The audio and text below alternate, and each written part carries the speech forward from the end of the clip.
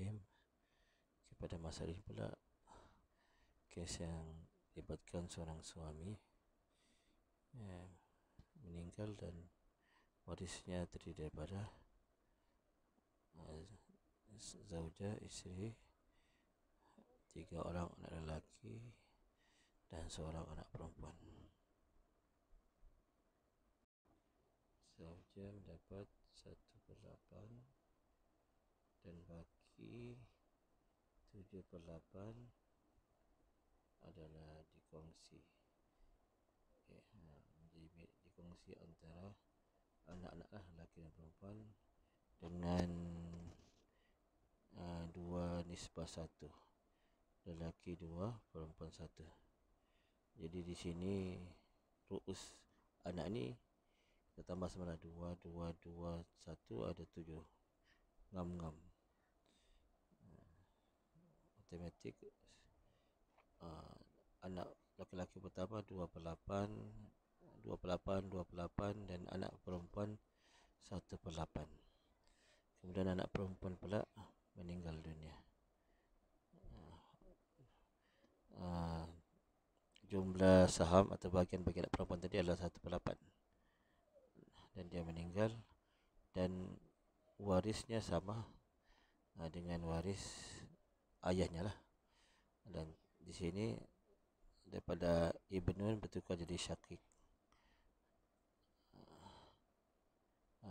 Di sini daripada anak lelaki, apabila dia pergi kepada dinisbahkan kepada anak perempuan, dia jadi syakik lah.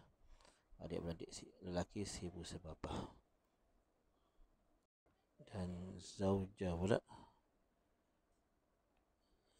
zauja kepada si mati yang pertama, dia akan menjadi, jadi kalau dinisbahkan dengan anak perempuan si mati adalah ibu lah, ummun. Jadi inilah waris ibu dan 3 adik-beradik lelaki atau akhun syakik bagi bintun tadi lah. Jadi ibu akan mendapat 1/6 dan baki 6 ni automatik akan jadi asal masalah. Jadi bakinya adalah 5/6. Di sinilah 5/6. 1 ibu 1/6 dan 5 lagi di sini adalah akan menjadi milik adik-beradik lelaki ataupun akhun. Sekarang kita tengok siham ataupun saham waris di sini dan jumlah ru'us. Ini satu, tak perlulah. Di sini ru'usnya ada 3. Jadi sahamnya ada 5, ru'usnya ada 3. Jadi 5 kita nak bagikan kepada 3 orang tidak boleh. Maka kita akan darablah. Kita akan darab saham dengan ru'us. Jadi 5 darab 3 sama dengan 15. Di sini pun darab 3 juga lah. Jadi 3.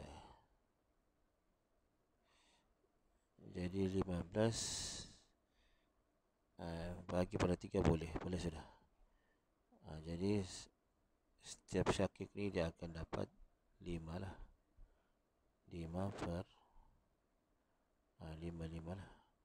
Di sini pula 3 tambah 3 sama dengan 15. Jadi ini ialah jumlah masalah yang kedua. Jumlah masalah yang kedua. Kita dapatkan al-jami'ahnya ataupun matasil masalah. Kita perhatikan antara jumlah masalah yang kedua dengan bahagian si mati yang kedua di masalah pertama. Apa yang ada di antaranya? Kalau kita perhatikan antara 18 dengan 1 ni bukan tamathul, bukan tadakhul, bukan tawafuk, tetapi tabayun lah. Berlaku tabayun. Apabila tabayun, kaedahnya ialah kita darabkan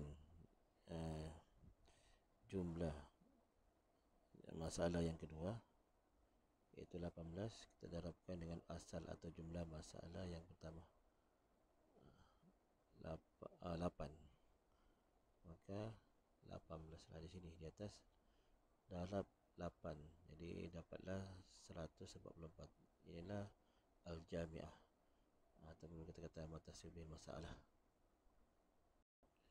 Untuk kita seterusnya, untuk kita dapatkan bahagian waris di masalah pertama, yang di bahagian sini, kita mau dapat bahagiannya di jami'ah ni, maka kita darabkan sahamnya dengan jumlah masalah di yang kedua. Jadi pertama 1 darab 18, jadi dapatlah 18 lah. Kemudian kedua 2 darab 18, jadi dapat 36.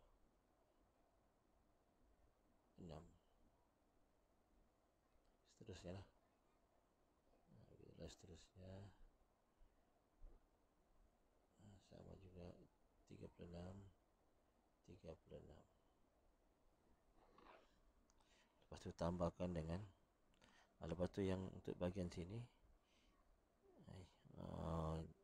saham waris di bahagian yang kedua, saham waris si mati yang kedua, kita darabkan dengan saham waris yang kedua di masalah yang pertama. Di sini kita dah.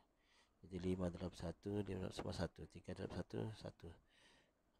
3 darab 1, 3. 5 darab 1, 5. Di sinilah yang tengah ni. Jadi kita tinggal tambah saja jumlah yang pertama. Macam ini 18 tambah 3 sama dengan 21.